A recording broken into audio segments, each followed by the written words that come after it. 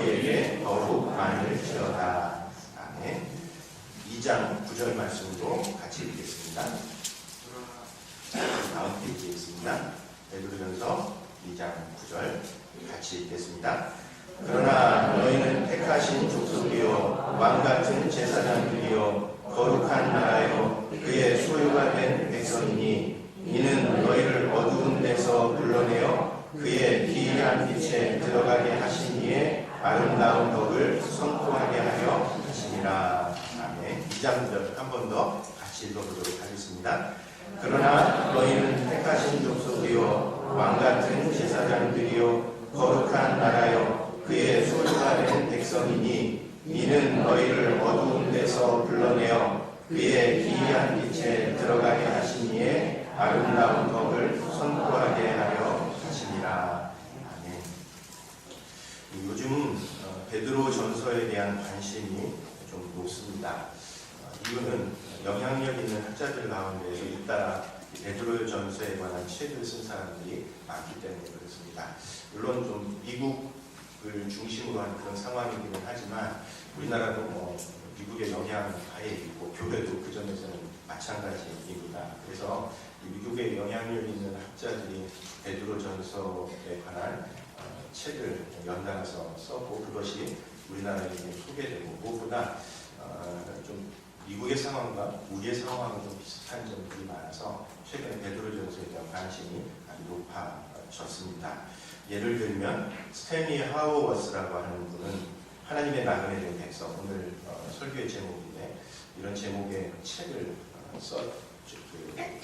쓰신 적이 있고 그 다음에 미라슬로브 볼프라고 하는 분은 하나님의 말씀의 사로잡혀라고 하는 책을 써서 그 책이 우리나라 말로 번역이 되어 있습니다. 이제 번역된 책만 그렇고 이 이외에도 꽤 많은 학자들이 베드로 전서에 대해서 관심을 갖고 책을 기록을 했습니다. 왜 베드로 전서에 관심을 갖느냐? 그것은 이 베드로 전서의 배경이 오늘 우리 시대가 오늘 우리가 살아가고 있는 시대적인 상황과 좀 연결되고 맞닿는 부분이 많이 있기 때문에 그렇습니다. 그러니까 이 베드로 전서를 지금 받아보고 있는 그걸 이제 우리가 흔히 베드로 전서의 공동체라고 이렇게 이야기를 한다면 베드로 전서를 받아보고 있는 이 성도들의 이 삶이 오늘날 우리들의 삶하고 맞닿는 부분들이 많기 때문에 오늘날 우리들의 이 상황 속에서 어떻게 하나님의 백성답게 살아갈 수 있을까 하는 어떤 인사이트, 그런 지혜를 얻을 수 있다라고 하는 그런 이야기입니다. 베드로 전서의 배경이 우리 시대의 상황하고 어떻게 맞닿는가, 그 소위 말하는 기독교 세계 이후의 상황을 우리가 살아가고 있다는 점에서 베드로 전서가 우리에게 보여주는 어떤 배경하고 비슷한 점이 많습니다. 흔히 이제 미국 사회를 가리켜서 요즘도 기독교 문화가 굉장히 미국 사회 중심에 있다고 이렇게 이야기는 하지만 우리가 잘 아는 것처럼 미국 사회는 사실은 이미 기독교 세계 이후의 세계가 되었습니다. 크리스텐덤 소사이어티였다가 지금은 이제 포스트 크리스텐덤 소사이어티. 그래서 기독교가 사회 중심에 더 이상 있지 않은 그런 사회. 그게 바로 미국 사회가 되었습니다. 아까 잠깐 언급했었던 스탠리 하우워스라고 하는 분이 자신의 그 청소년기를 회고하면서 미국 사회가 한번 크게 변하게 됐었던 계기로서 자기가 실감했었던 때를 1963년에 어느 날을 회고합니다. 그날은 어떤 때였는가 하면 폭스 극장, 그리고 요즘 이렇게 미국 영화 이렇게 보면 폭스에서 만든 영화가 굉장히 많죠. 근데 이제 처음 출발점은 극장에서 시작을 했었던 겁니다. 그래서 1963년에 어느 날 폭스 극장이 주일날 저녁에 영화를 상영하기로 결정을 하고 그것을 공포를 합니다. 근데 이제 그 당시 미국의 분위기에서는 이 일은 상당히 폭발력 있는 그런 선언이었습니다. 왜냐하면 우리 잘 아는 것처럼 기독교 사회였었던지라 주일날에는 그런 어떤 상행이나 이런 것들을 전혀 하지 않는 것을 원칙으로 삼고 있었는데 그 금기를 깨고 폭스극장이 앞으로는 주일 저녁에 영화를 상영할 뿐만 아니라 주일날도 영화를 상영하겠다라고 선언을 한 겁니다. 그래서 당연히 이제 이게 이슈화 돼가지고 반대하는 여론도 많았는데 폭스극장이 결국 그 일을 강행을 합니다. 결과는 어떻게 어떻게 됐을까요? 결과는 폭스극장이 승리를 했습니다. 그래서 주일날 사람들이 가지 않을 거다라고 하는 예상을 빼고 주일날 사람들이 엄청나게 몰려들었을 뿐만 아니라 그 당시 스탠리 하우어스가 자기들이 청소년 시절에 되돌아보면 주일날 저녁에 폭스극장을 가는 것을 보고 자기들 사이에서 꽤 소란스러운 말이 많았다고 합니다. 그래서 주일날 저녁 예배 가지 않고 폭스극장으로 가는 청소년들이 굉장히 많았었던 그 상황을 돌이켜놓고 보니까 그게 자신이 살아가고 있었던 미국 사회의 어떤 큰 변화를 나타내는 상징적인 사건이었다라고 그렇게 이야기를 합니다. 이렇게 기록을 하고 있습니다. 1963년의 어느 날 폭스극장이 전통적이고 엄격한 정부 규제에 도전해 주일에 문을 열고 영화를 상영했다. 그날 저녁은 기독교의 역사에서 분기점이 되었다. 폭스극장이 주일에 영화를 상영하기 이전 시대에는 그리스도인들이 착각에 빠져 우리에게 기독권이 있다, 우리가 기독교 문화를 일으켰다고 생각해왔다. 이런 식으로 세상을 다루는 방식은 313년 밀라노 칙령에서 시작되었고 우리의 판단에 의하면 1963년에 끝났다. 옛 세상이 힘을 잃게 되면서 비로소 진리를 새롭게 볼 수 있는 기회가 열렸다라고 그 사건을 회고하고 있습니다. 그러니까 이제 그 이전에는 기독교가 미국 사회의 중심에 있고 미국 사회를 주도해 가고 있다라고 이렇게 생각을 했는데 폭스극장의 그 선언은 더 이상 기독교가 미국 사회의 중심에 있지 않다라는 것을 상징적으로 보이는 사건이라는 겁니다. 그래서 사회가 엄청나게 변하고 있다는 것을 실감할 수 있었을 뿐만 아니라 그런데 그 사회의 변화 속에서 비로소 진리를 좀 자신들의 현실을 새롭게 볼 수 있는 기회가 열렸다라고 그렇게 이야기를 하고 있는 겁니다. 이런 상황은 오늘 우리가 살아가고 있는 우리 한국 기독교의 상황하고 좀 비슷한 면이 많습니다. 왜냐하면 얼마 전까지만 해도 한국 교회 역시 기독교의 가능성에 대해서 굉장히 불푼 기대를 갖고 있었기 때문에 그렇습니다. 한동안 교회가 성장하고 성도들이 엄청나게 늘어나서 정말 교회 개척만 해놓으면 사람들이 붐비고 거기에 사람들이 몰려들고 하던 시대에는 기독교인들이 이렇게 빠른 속도로 성장을 해서 기독교인들이 사회 곳곳에 들어가면 사회가 근본적으로 변화될 것이다. 소위 말하는 기독교 왕국이 될 것이다. 크리스텐던 소사이어티가 될 것이다. 라는 생각들을 암암리에 굉장히 많이 품고 있었습니다. 그 당시에 꽤 이렇게 유행했었던 논쟁 가운데 하나가 그리스도인들 소위 고지론과 미답지론이라는 것이 하나 있었습니다. 그리스도인들이 사회 중심 고지에 가야 되느냐 아니면 사회 주변으로 미답지 다른 사람들이 잘 가지 않으려고 하는 곳에 가야 되느냐를 놓고 논쟁이 꽤 많이 벌어졌었습니다. 이 논쟁에 결론은 없었지만 여러분 고지와 미답지 가운데 여러분이라면 어느 곳을 선택하시겠습니까? 두 곳이 다 하나님의 뜻에 맞다라고 이야기하면 대부분의 사람들은 고지를 선택하게 됩니다. 다 유리하기 때문에 그렇게 되는 거죠. 아무튼 기독교의 가능성에 대해서 굉장히 한껏 부풀어 있었습니다. 기독교가 이 사회를 변화시킬 수 있을 거다라고 하는 기대를 굉장히 많이 품고 있었습니다. 그리고 그 끝자락에서 어떤 분이 서울시 전체를 하나님 앞에 바칩니다라고 하는 공헌을 할 만큼 그리고 그 연이어서 실제로 각 지역사회들마다 소위 말하는 기독교 운동의 핵심이 성신화 운동이라고 하는 것이 있었습니다. 한 도시 전체를 하나님께서 기뻐하시는 곳으로 바꿀 수 있고 그렇게 바꾸겠다라고 하는 대단히 자신감 이런 것들이 넘쳐 있었습니다. 그러나 우리가 그 이후에 거의 빠른 시간 얼마 지나지 않았지만 이제 우리의 현실을 바로 보기 시작했습니다. 우리가 과연 사회 중심에 있는가라고 하는 것에 대해서 근본적인 도전을 좀 품게 되고 심지어는 우리가 사회에 대해서 과연 긍정적인 영향을 미칠 수 있을 것인가에 대해서 근본적인 회의를 할 수밖에 없는 그런 상황. 그것이 오늘날 우리가 살아가고 있는 우리의 환경입니다.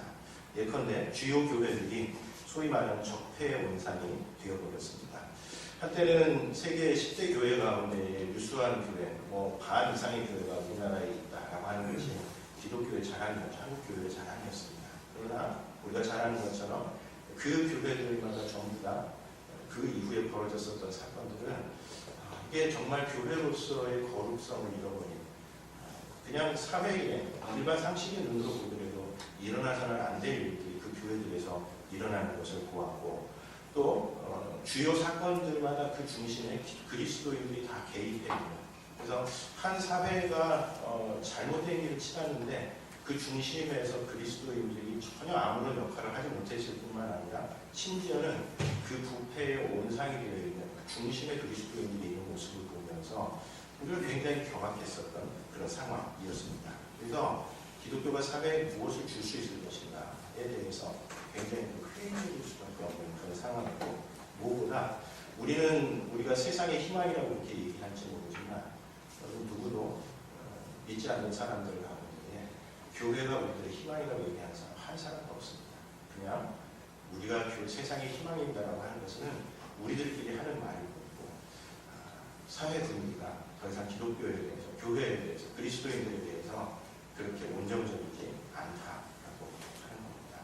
그래서 목사라고 하는 타이틀이 굉장히 부끄러워졌습니다. 어딘가 지나가다가 목사님 하면 창피해 죽겠어요. 차라리 아저씨라고 하는 게 낫지. 목사라고 여러분 같이 가고 저보고든가 목사님 조용히 얘기해 주시면 아저씨 이렇게 얘기해 주시면 훨씬 더 편하게 얘기해요. 교회에서는 목사 얘기해 주시지만 굉장히 부끄러운 그런 시대를 우리가 살아가고 있습니다. 베드로전서의 상황이 바로 그랬습니다. 그런데 베드로전서는 그런 시대적인 분위기야말로 기독교의 진정성을 진짜 보여줄 수 있는 시대다라고 이야기해 줍니다. 아까 스탠리 하우거스가 얘기하는 것처럼 옛 세상이 힘을 잃게 되면서 비로소 진리를 새롭게 볼 수 있는 기회가 열렸다라고 그렇게 이야기를 하는데 우리의 위치가 그렇지 않다는 것은 우리의 위치가 우리 사회의 주류에도 있지 않을 뿐만 아니라 주도하지도 못한다고 하는 것을 비로소 깨닫게 되면서 눈뜨게 되는 진리가 있다는 이야기입니다. 바로 그것이 베드로전서가 우리에게 전해주는 이야기입니다. 이 베드로전서를 받아보고 있는 이 공동체의 그런 어떤 상황을 우리가 좀 한눈에 알아볼 수 있는 몇몇 구절들이 있습니다. 일단 1장 1절에 보면 이 베드로전서를 받아보고 있었던 이 베드로전서의 공동체를 예수 그리스도의 사도 베드로는 본도, 갈라디아, 갑바도기아, 아시아와 비두니아의 흩어진 나그네라고 그렇게 이야기를 합니다. 그러니까 이 베드로전서를 받아보고 있었던 이 사람들의 상황이 나그네로서의 삶을 살아가고 있었다라고 하는 겁니다. 나그네는 어떤 사람들입니까?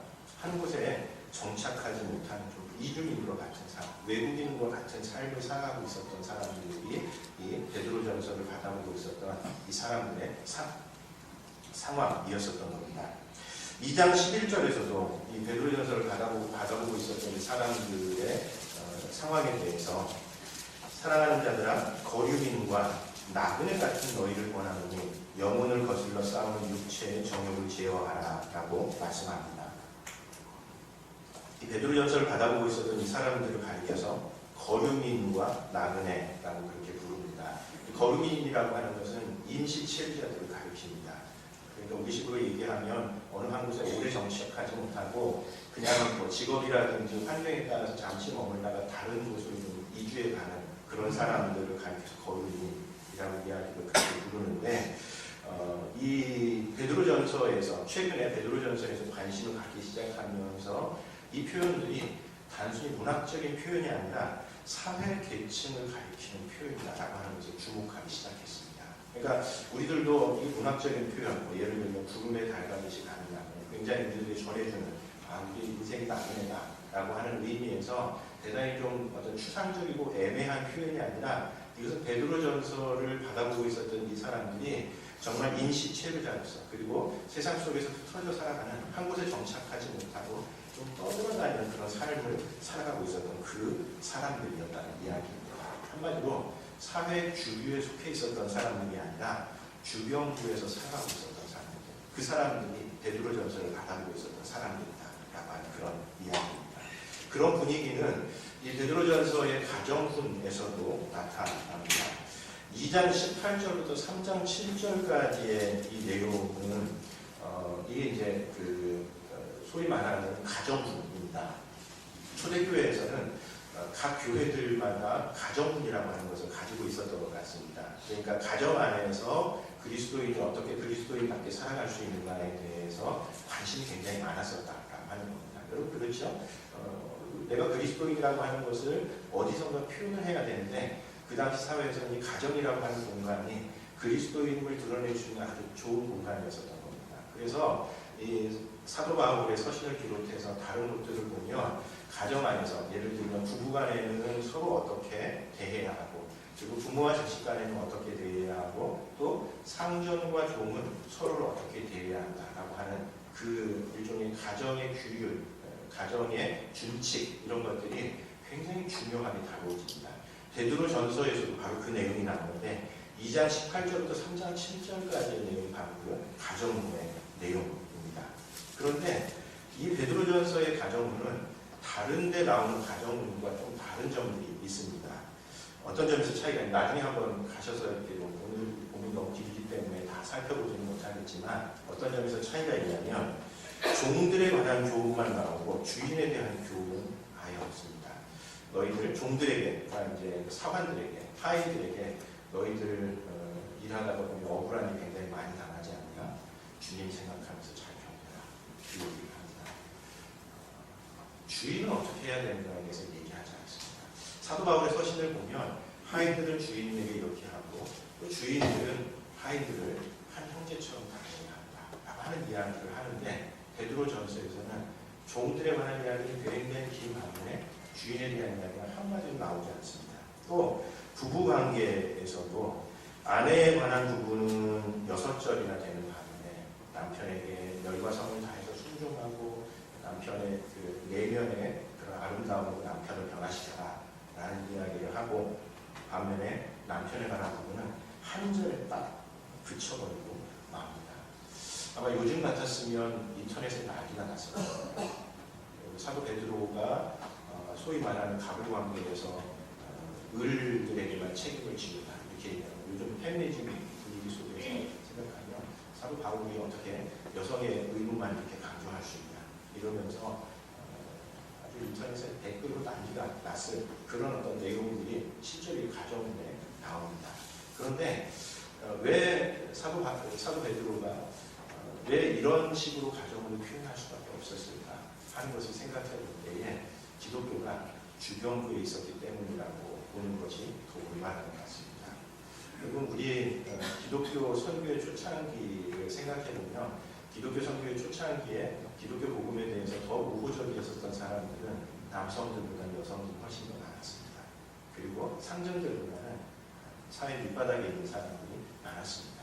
그러니까 베드로전서를 받아보고 있었던 사람들 가운데에는 하인들만 많았고 상전들, 주인들은 하나도 없었다는 얘기입니다. 여러분 그런 공동체를 향해서 주인들에게 얘기하는데 그게 무슨 소용이 있겠습니까?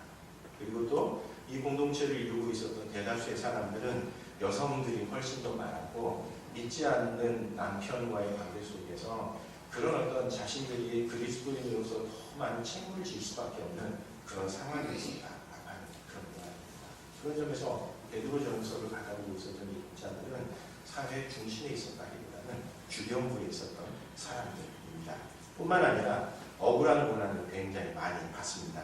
3장 13절, 14절 말씀을 보면 또 너희가 열심으로 선을 행하면 누가 너희를 해하리요. 그러나 의를 위하여 고난을 받으면 복 있는 자니 그들이 두려워하는 것을 두려워하지 말며 근심하지 말고 그렇게 이야기를 합니다.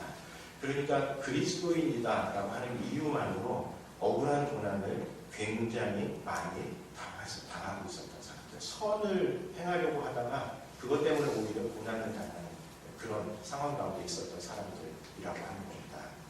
여러분 사실 우리 사회는 그동안 그리스도인이라고 하는 것이 꽤 많은 특혜를 우리들에게 가져다 주었었습니다.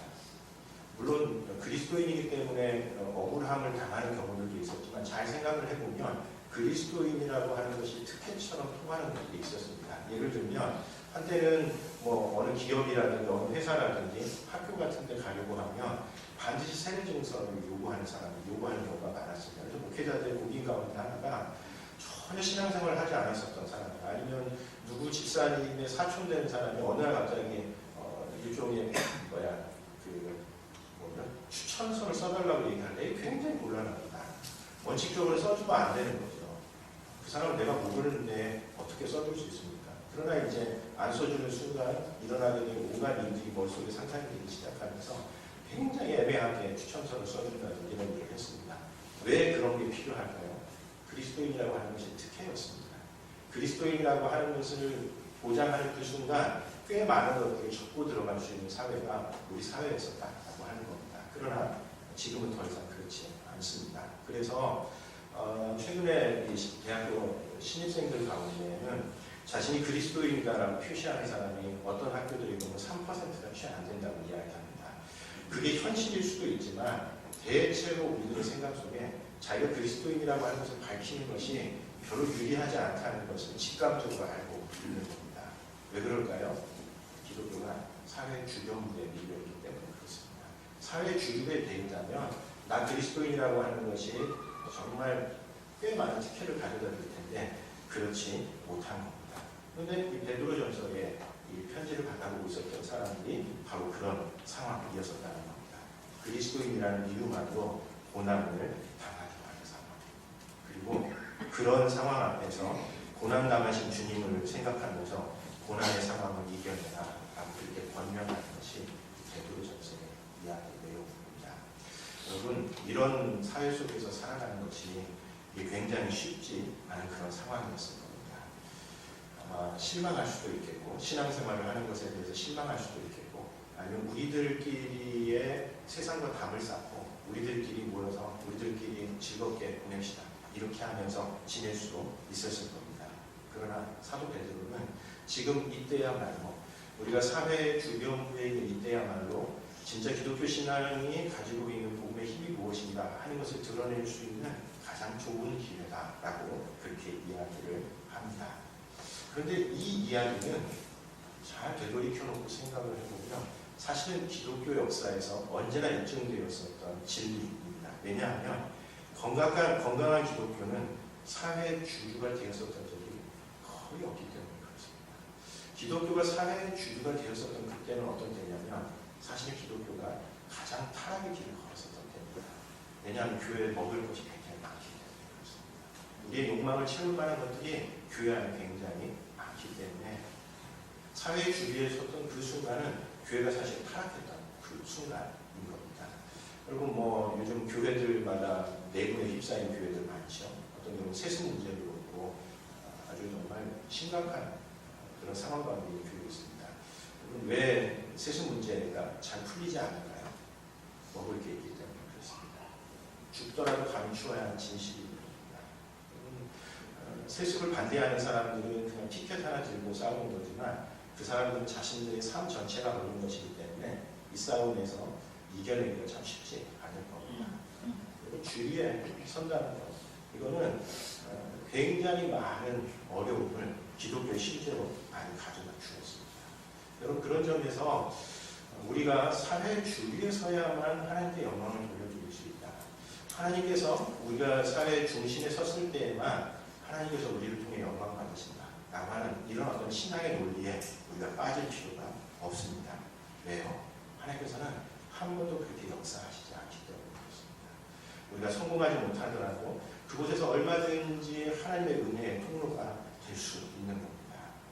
여러분, 고린도후서 12장 9절에 보면 사도 바울이 자신이 하나님 앞에 가시가 육체의 가시를 놓고 3번을 하나님 앞에 간절히 기도했던 때가 있습니다. 그때 하나님께서 그 기도에 대해서 거절하면서 이렇게 얘기하십니다. 내 은혜가 내게 족하다. 이는 내 능력이 약한 데서 온전하여지리라. 그렇게 얘기하십니다. 여러분, 사도 바울의 병이 낫지 않았습니다. 사도 바울의 가시를 거두어가지 않은 상황 속에서 하나님께서 하시는 말씀이 무엇이냐면 네 그 상태, 네가 지금 연약한 상태, 병약한 상태, 그것이 도리어 하나님의 은혜로 온전해지는 상태라고 그렇게 이야기합니다.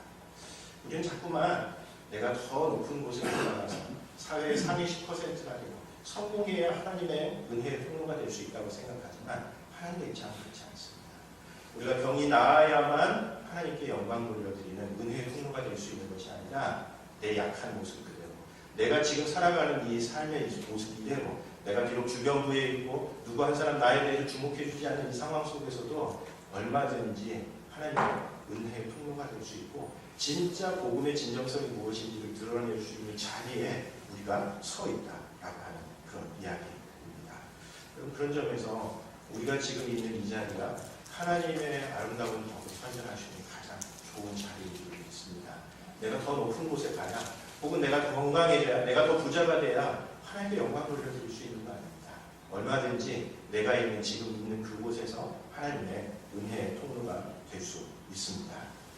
여러분 그런 점에서 베드로전서는 우리들에게 그렇다면 진정한 삶이 무엇인가 하는 것에 대해서 몇 가지 중요한 보전을 줍니다. 우선은 하나님 앞에 진정성이 있는 하나님의 백성의 삶은 거룩한 삶입니다. 1장 14절 15절 말씀입니다. 우리 한번 같이 읽어보도록 하겠습니다. 1장 14절 15절입니다. 같이 읽습니다. 너희가 순종하는 자식처럼 전에 알지 못하던 때에 따르던 너희 사욕을 본받지 말고 오직 너희를 부르신 거룩한 이처럼 너희도 모든 행실에 거룩한 자가 되라. 그 이전에 예수님을 알지 못하던 때에 살아가는 삶의 방식과는 다르게 너희가 모든 삶에서 너희 행실에서 거룩한 자가 되라 라고 그렇게 이야기를 합니다. 여러분이 거룩한 삶을 살아가는 겁니다. 비록 우리가 사회 주류에 있지 못하고 중심부에 있지 못하다 할지라도 우리의 거룩한 삶을 통해서 얼마든지 하나님의 아름다운 덕을 선전하는 그런 삶을 살아갈 수 있다라고 하는 이야기입니다. 여러분 그렇다면 거룩한 삶이 뭘까요? 뭐가 거룩한 삶일까요?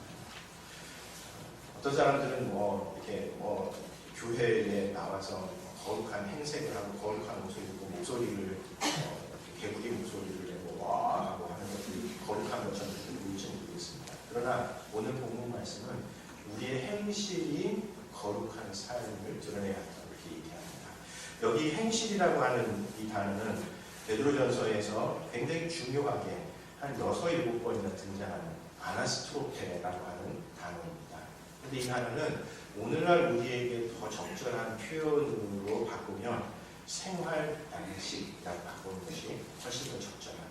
그러니까 우리가 하나님의 거룩한 백성이라고 하는 것이 어떻게 나타나느냐, 세상 사람들과는 다른 삶의 방식, 가치관 그런 것을 통해서 우리가 거룩한 백성이라고 하는 것을 드러낼 수 있다라고 하는 그런 이야기입니다.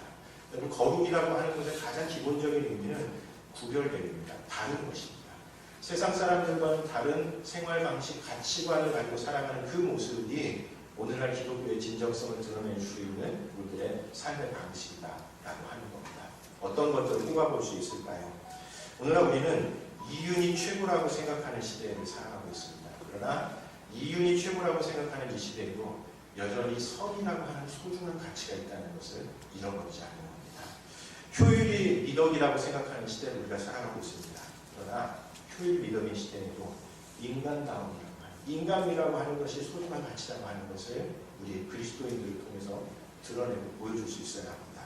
경쟁이 절대선이라고 여기는 시대에 공동체의 중요성을 보여주는 것, 이것이 그리스도인으로서 보여주어야 하는 성경이 이야기하는 삶의 방식입니다. 오늘날 우리가 살아가는 사회가 살벌해졌습니다. 이유가 뭘까요? 바로 이 이윤이 최고라고 생각하고 효율이 가장 최고라고 생각하고 경쟁이 절대선이라고 생각합니다. 이런 삶의 방식은 우리를 굉장히 고단하게 만들고 피곤하게 만듭니다. 우리를 위험에 노출시킵니다. 여러분 저는 이런 이윤이나 효율이나 경쟁이 완전히 배격돼야 한다고 생각하지 않습니다. 우리 사회의 어떤 부분에서는, 우리 삶의 어떤 부분에서는 정말 치열하게 이런 것들을 위해서 고민해야 합니다. 그러나 우리의 삶 전체가 이런 가치들로만 전부 도배된다면 우리의 삶은 진짜 비참해집니다. 여러분 최근에 비정규직이 죽음을 당한 이유가 뭘까요? 이윤을 남기기 위해서라고 이야기하지 않습니까? 위험은 바깥으로 다 빼내고 회사에 이윤만 남겨서 자기들끼리 소위 말하는 이 월급잔치를 하는 이런 말도 안 되는 이런 상황 속에 살아가는 겁니다. 왜요? 이윤이 최고라고 생각하기 때문에 그렇습니다. 여러분 근데 이 세계가 우리 자녀들이 살아가야 될 세계라고 생각하면 이게 남의 일이 아닙니다. 우리 자녀들이 언제 그런 어떤 세상의 가치관에 희생당할지 모르는 이런 시대 속에서 우리가 살아가고 있는 겁니다. 효율이 중요합니다. 그러나 모든 것들이 다 효율로 도배되어 버린다면 여러분 우리가 여가 시간을 정해도 없이 모든 것들이 다 뭔가 우리한테 짜내야만 하는 이런 대단히 피곤한 삶을 우리가 살아가게 됩니다. 그런 점에서 세상 사람들과는 다른 생활 방식을 살아가는 이것이 우리가 하나님 앞에서 우리가 처해 있는 삶의 자리에서 살아가야 될 거룩한 삶입니다. 두 번째로는 거룩한 겸손한 확신에 대해서 우리에게 이야기합니다. 우리가 어떻게 진정성 있는 삶을 살아갈 수 있는가? 하나님의 백성으로서 겸손한 확신을 가지고 살아가는 겁니다. 3장 15절, 16절 말씀 한번 같이 읽어보도록 하겠습니다.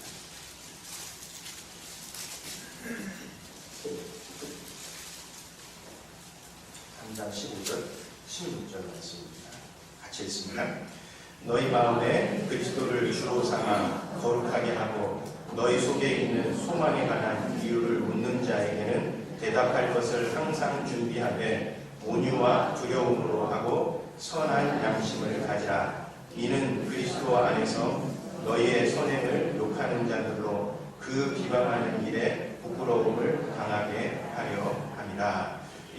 그런 어떤 거룩한 삶의 방식, 세상 사람들과는 다른 생활 양식을 보면서 도대체 당신은 왜 그런 삶을 살아가느냐, 모두 행실에 관한 이야기를 나오죠. 행실에 관한 얘기가 나옵니다. 그러면 우리의 소망에 관한 이유를 사람들에게 이야기를 하는 겁니다. 그런데 어떻게 이야기하라고 합니까? 온유와 두려움으로 그렇게 이야기하라고 말합니다.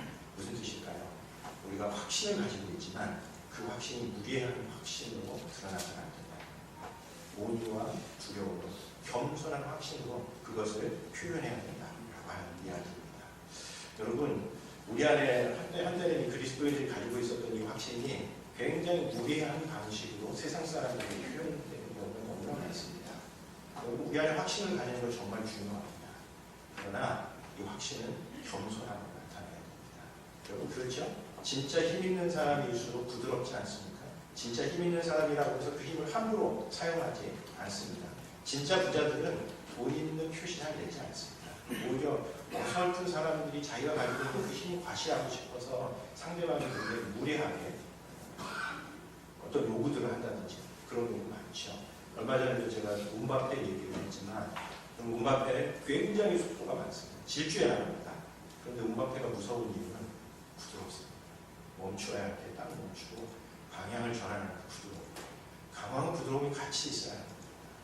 우리 안에 있는 진정한 확신은 어떻게 표현되어야 합니까? 일방적인 확신의 표현으로 드러나서는 안 되고 겸손한 확신의 표현으로 나타나야 합니다. 검 잘 쓰는 사람들은 진짜 부드럽답니다. 함부로 힘을 가지고 검을 사용하는 것이 아니라 그 안에 부드러움이 같이 있어야 그것이 진짜 제대로 된 효력으로 발휘하게 되는 겁니다. 우리 그리스도인의 확신은 마찬가지입니다. 우리 안에 분명한 확신을 가져야 합니다. 그러나 이 확신이 무례함으로가 아니라 겸손함으로 드러나는 확신. 이것이 진짜 영향력을 발휘하는 확신이라고 이야기를 합니다. 세 번째로는 우리가 하나님 안에 아름다운 덕을 선전하는 제사장 공동체다라고 하는 것을 기억하라고 이야기합니다. 2장 9절 말씀입니다. 2장 9절 같이 읽도록 하겠습니다. 2장 9절 같이 읽습니다. 그러나 너희는 택하신 족속이요 왕같은 제사장들이요 거룩한 나라요 그의 소유가 된 백성이니 이는 너희를 어두운 데서 불러내어 그의 기이한 빛에 들어가게 하시니에 아름다운 덕을 선포하게 하려 하시니라. 바로 이 말씀이 우리가 세상 속에서 살아가는 그리스도인의 정체성이 무엇인가 하는 것을 보여주는 말씀입니다. 이 말씀은 신구약을 통틀어서 참 중요한 말씀입니다. 왜냐하면 이 말씀의 배경에는 이스라엘 백성들이 출애굽하고 난 뒤에 시내산에서 하나님과 맺었었던 언약의 배경이 있기 때문에 그렇습니다. 그때도 하나님께서는 이스라엘 백성들을 가리켜서 너희들을 제사장 공동체로 그렇게 부르겠다. 택하신 족속이고 거룩한 나라다. 그렇게 이야기를 하셨는데 그 말씀을 바로 신약적으로 다시 재해석하는 것이 오늘 본문의 내용입니다. 무슨 뜻이겠습니까? 시대가 어렵다고 해서 그리스도인이라고 하는 것에 대해서 사람들이 잘 안 알아듣는다고 해서 세상과 담쌓고 지내지 말라는 겁니다. 아이고 세상 속에 살아가다 보니까 힘들다 그냥 세상으로 감쌌고 우리들끼리 예배하고 우리들끼리 교제하면서 우리들끼리 잘 지내봅시다. 이런 어떤 삶의 방식이 아니라 오히려 세상 속에서 하나님의 아름다운 덕을 선전하는, 우리가 처해 있는 그 삶의 현장 속에서 우리들 살아가는 그 삶의 방식을 보면서 하나님이 저런 분이시구나 라고 하는 그런 어떤 하나님의 아름다운 덕을 세상에 살아가는 삶의 현장에서 보여주고 그것을 선전하는 하나님의 백성으로 살아가라 라고 우리에게 도전해 주고 있는 말씀입니다.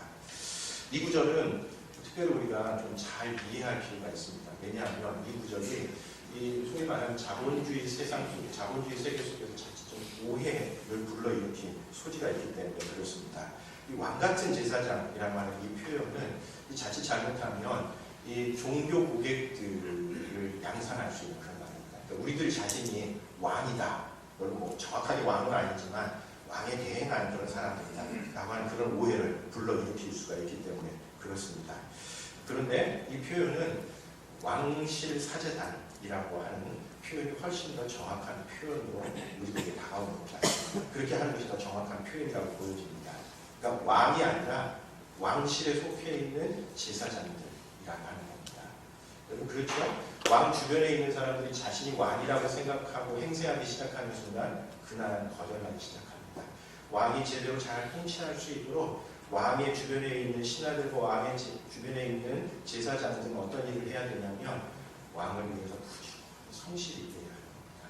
자기가 왕이라고 생각하는 순간 그 나라는 거절하기 시작합니다. 그런데 이 자칫 잘못하면 오늘날 교회가 우리 그 축복성도 그렇게 부르면서 왕같은 제사장 이렇게 얘기하다 보면 나는 왕이다, 나는 정말 소중한 존재다. 여러분 우리가 소중하지 않은 존재라는 그런 뜻이 아닙니다.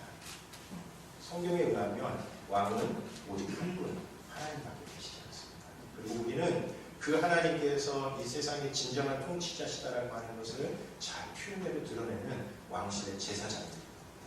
그런데 오늘날 교회가 소위 말하는 자본주의적인 사고방식 속에서 이게 뭉개지기 시작하면 교회에 돈을 헌금을 내는 이 성도들이 고객이 되기 시작하고, 자본주의 사회에서는 고객은 왕이죠. 그러면 성도들이 왕이 되기 시작합니다. 그러면 교회의 모든 행사와 프로그램들은 성도들의 구비에 맞는 일들을, 성도들의 가려운 것을 긁어주기 위한 것이 되고, 심지어는 하나님마저도 자신의 만족을 위해서 봉사하는 그런 존재가 되어버려야 합니다. 여러분 말도 안 되는 이런 천박한 종교성, 이게 오늘날 우리가 직면해 있는 위기입니다. 여러분 성경 어떤 곳에서도 하나님의 우리의 요구에 봉사하는 것이라고 얘기하지 않습니다. 우리가 하나님을 위해서 열심히 봉사하고 섬겨야 됩니다. 왕실의 사제단으로서 하나님께서 왕이시라고 하는 것을 진정하게 드러내기 위해서 성실하게 수고를 했어야 됐습니다. 이것이 오늘 일이고, 우리가 살아가는 삶의 현장 한 복판에서 그 일들을 우리들에게 하라고 그렇게 말씀하시는 겁니다. 그것을 잘 표현하고 있는 것이 이 디아스포라, 흩어진 나그네라고 하는 말입니다. 아까 1장 1절에서 베드로전서 공동체 목자들이 가르치는 것을 흩어진 나그네다라고 그렇게 이야기를 하는데, 이 흩어진 나그네, 이 디아스포라라고 하는 이 단어는 두 개의 단어가 합쳐져서 이루어져 있는 표현입니다. 디아, 흩다, 뿌리다라고 하는 그런 표현이고, 스페르마타, 이것은 생명의 씨를 가리킵니다. 그래서 이 디아스포라라고 하는 이 단어는 흩어진 생명의 씨 같으다라고 하는 그런 뜻입니다. 잘 생각해보면 우리의 상상력을 굉장히 이렇게 풍성하게 만들어주는 표현입니다. 여러분 그리스도인들에는 어떤 사람들입니까? 흩어져서 각자 자신이 살아가고 있는 그 삶의 현장 속에서 생명의 씨앗으로서 자기를 내려놓고 궁극적으로는 자기 자신을 죽임으로써 아름다운 꽃을 피우는 겁니다. 그리고 그 꽃 속에서 풍겨나는 그 향기가 세상 속에 가득하게 될 때 그것이 하나님의 아름다운 덕을 선전하는 그 모습이 이루어지는 것이죠. 그래서 하나님께서 우리를 가르쳐서 너희들 디아스포라다, 흩어져 있는 생명의 씨앗이다라고 하는 이 말씀이야말로 정말 우리가 세상 속에서 어떻게 살아가야 되는지 보이는 아주 선명한 그림, 언어입니다. 우리는 디아스포라입니다. 우리가 살아가는 그 삶의 현장 속에서 그곳에서 낮아짐으로 죽어짐으로 말미암아 아름다운 꽃을 피우는 존재입니다. 우리가 그렇게 하면 온 세상은 아름다운 꽃과 아름다운 향기로 가득할 겁니다. 그러나 우리들이 그런 삶을 살지 않는다면 하나님의 아름다운 덕은 전해질 수 없는 겁니다. 이 리처드 하버슨이라고 하는 목사님의 이야기 가운데 이런 간증이 하나 있습니다. 이분이 저는 뭐 잘 모르는 분이지만 이분이 아마 워싱턴에서 꽤 큰 교회의 담임으로 목회하고 계시던 그런 목사님이었던 것 같습니다. 그래서 이제 다른 곳에 집회를 갔다가 워싱턴으로 돌아오는 길에 워싱턴 공항에 이렇게 비행기가 선회하고 있을 때에 이렇게 밑에다 내려보면서 자기 교회가 보고 싶었답니다. 그리고 그런 경우 있죠. 비행기 이렇게 오다 보면 저거 우리 집이야. 그래서 저거 나의 성과야. 이러면서 보게 보는 것과 마찬가지로 이분들이 그런 생각이 들어서 자기가 목회하고 있는 그 교회가 어느 정도나 되나 하면서 궁금해서 내려다보았답니다. 그런데 교회는 눈에 띄지 않고 대신에 큰 건물들, 관공서, 대학, 병원, 기업과 같은 큰 건물들만 눈에 보이더랍니다. 그래서 약간 마음이 낙심이 됐답니다. 자기는 뭐 그래도 나름 유명하다고 생각하면서 목회를 하고 있는데 정작 위에서 보니까 별 볼 일 없구나 이런 생각을 하면서 낙심을 하고 있었던 그때에 그 건물들 속에서 일하고 있는 성도들이 머릿속에 탁 떠올랐답니다. 여러분 그렇죠? 저 관공서에서는 공무원으로 일하는 암흑의 장로님이 있을 것이고 그리고 저 병원 속에서는 거기에 의사와 간호사로 일하는 암흑의 집사님이 있을 것이고 교직원으로서 오늘 어느 회사의 직장인으로 일하고 있는 성도들이 딱 떠오르면서 성령께서 내적인 음성을 들려주셨습니다. 그러면서 무릎을 탁 치면서 그렇다. 하나님은 좁은 예배당이 아니라 성도들이 일하는 삶의 현장에서 역사하신다. 라고 그런 간증을 하신 적이 있습니다. 여러분 하나님께서 교회 안에서만 역사하시는 거라면 너무 좋은 하나님이십니다. 우리가 살아가는 그 삶의 현장에서 하나님께서 우리의 삶을 통해서 아름다운 향기를 바라시는 줄 있습니다. 여러분 사실 참 기독교인으로서 살아가는 것이 쉽지 않은 그런 시대를 살고 있습니다. 고단한 시대를 살고 있습니다. 그러나 베드로전서는 그런 시대야말로 우리가 정말 그리스도인 다운 것이 무엇인지 복음의 진정성이 무엇인지 드러낼 수 있는 절호의 기회다라고 우리에게 말씀합니다. 여러분 한 주 동안 우리가 살아가는 삶의 현장에서 디아스포라 흩어진 생명의 시간들을 삼으시는 교우님들 되시기 바랍니다.